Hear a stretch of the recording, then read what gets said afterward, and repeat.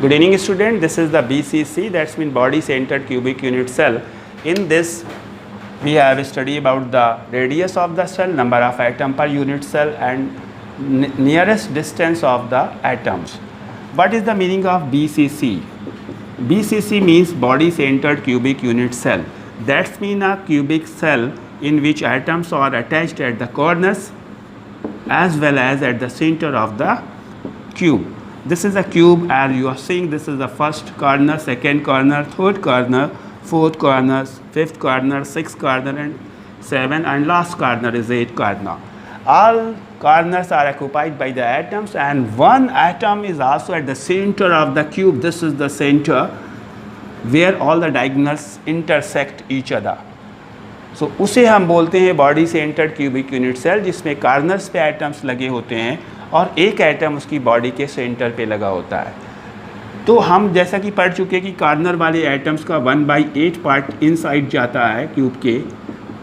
तो ये हो गए आपके 8 कार्नर्स और हर कार्नर से 1/8 पार्ट के हिसाब से टोटल आपका 1 atom, that's mean due to corner 1/8 into 8, that's equal to 1 atom. But dear student, this atom is completely inside of the cube, so this will be considered whole atom inside of the cube. So due to center of the cube, due to center of cube only 1 atom. So total number of atom per unit cell in body centered cubic, total atoms will be 1 + 1, that's equal to 2. ये तो हम आपको बहुत ही simple लग रहा होगा, लेकिन जब हम इसको प्रॉपर वे में ड्रा करेंगे, ये अगर हम प्रॉपर वे में यहाँ पे ड्रा कर देते तो आप ये समझ नहीं पाते. बॉडी सेंटर्ड क्यूबिक में जब हम सेंटर पे एटम लगाते हैं तो कार्नर वाले एटम एक दूसरे को टच नहीं करते, और जब ये टच नहीं करते तो हम इस रेडियस को r = a/2 जैसे सिंपल क्यूबिक में हमने फाइंड आउट किया था नहीं कर पाते. सेंटर के एटम बॉडी के कार्नर्स के सारे एटम को टच करते हैं. दैट्स मीन ये जो एटम है जो सेंटर पे लगा हुआ है, ये 8 कार्नर्स के एटम को सारे को 8 को टच करता है. That's mean the coordination number of body centred cubic, coordination number of BCC will be equals to 8, क्योंकि इस एटम को 8 एटम टच कर रहे हैं. So how you will find the radius of the atom? This atom will touch to this and this also will touch to this, like this. अब हम इस diagram को आपके दूसरे फिगर में शो करेंगे कि ये कैसे टच करते हैं. So see here, this is the cube. Once again I am drawing the cube.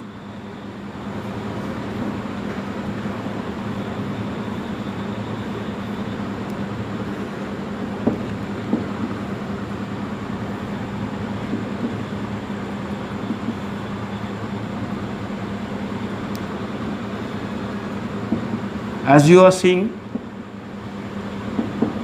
like this. This is A. Cube का साइड हमने A लेट किया है, तो ये भी आपका A होगा और ये वाली साइड भी आपकी A होगी.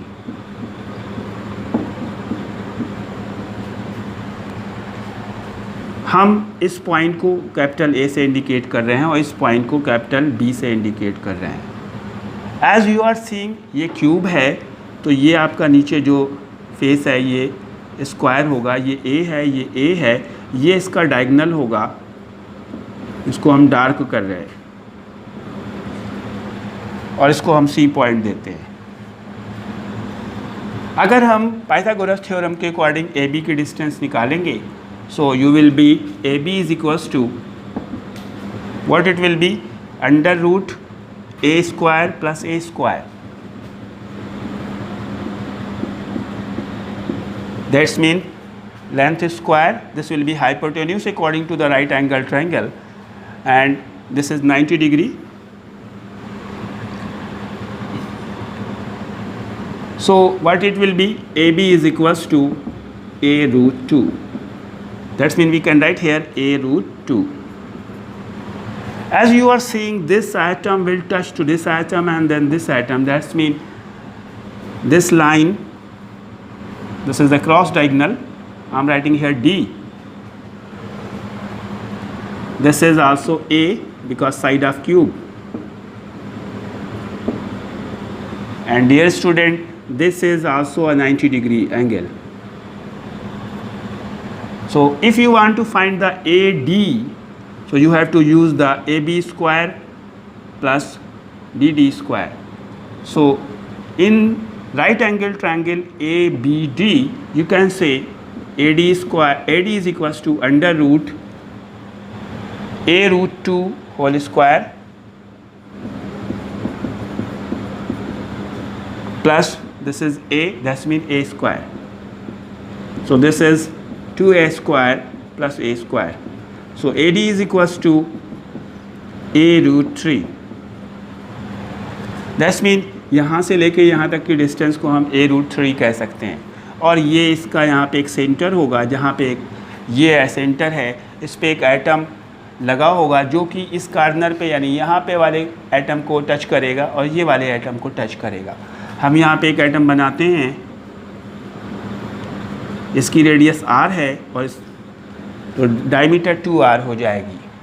और इस कार्नर पे जो एटम लगा है वो उसको लाइक दिस टच करेगा, इसकी भी रेडियस r है. सिमिलरली इस कार्नर पे जो एटम लगा है उसकी भी रेडियस r है.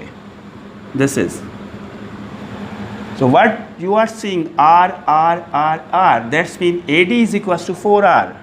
So you can write here 4r is equals to A root 3. So r is equals to A root 3 by 4.